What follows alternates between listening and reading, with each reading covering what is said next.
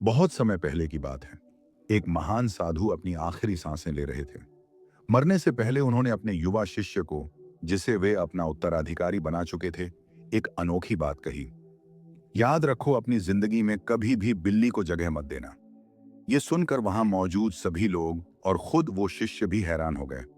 वो सोचता रहा, गुरुजी ने आखिर ऐसा क्यों कहा? बिल्ली को जिंदगी में क्यों नहीं आने देना चाहिए?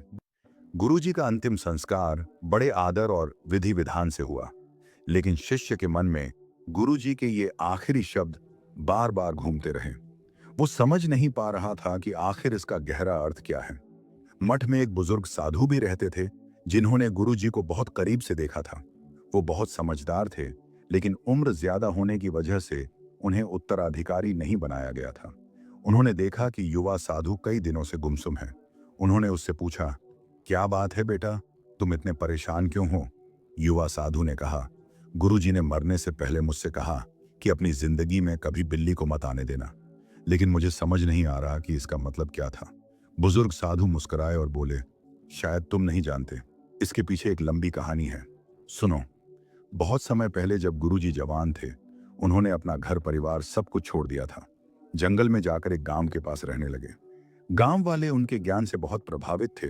उन्होंने गुरुजी के लिए एक बांस की झोपड़ी बना दी। साधु के पास सिर्फ 2 कपड़े थे, लेकिन दिक्कत यह हुई कि झोपड़ी में चूहे घुस आते और कपड़े कुतर देते। गांव वालों ने सलाह दी, एक बिल्ली पाल लो, वो चूहों को भगा देगी। साधु ने बिल्ली पाल ली। बिल्ली ने चूहों को भगा तो दिया, लेकिन अब बिल्ली के लिए दूध चाहिए था।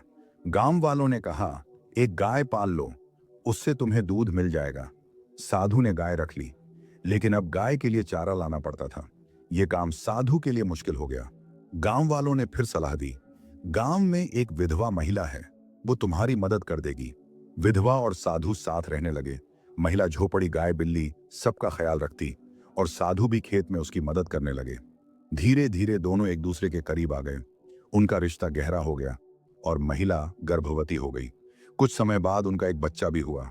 एक दिन साधु बैठकर सोचने लगे, मैंने तो संसार को छोड़ दिया था, लेकिन ये सब कैसे हो गया? ये सब शुरू कैसे हुआ? फिर उन्हें याद आया, सब कुछ एक बिल्ली से शुरू हुआ था। बुजुर्ग साधु ने कहा, बेटा, जब गुरुजी ने कहा था कि बिल्ली को मत आने देना, तो उनका मतलब था कि कभी भी अपने मन को छोटी छोटी इच्छाओं या लापरवाहियों में मत फंसने देना।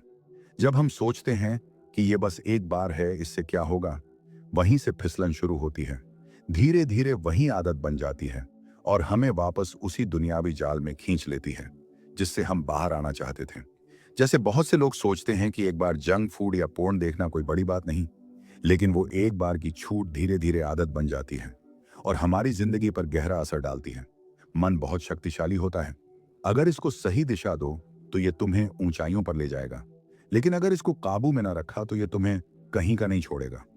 इसलिए कभी भी अपने मन को बिना सोचे समझे थोड़ी भी छूट मत देना, वरना ये तुम्हारी जिंदगी पर धीरे धीरे कब्जा कर लेगा, जैसे उस साधु की जिंदगी में बिल्ली ने कर लिया था।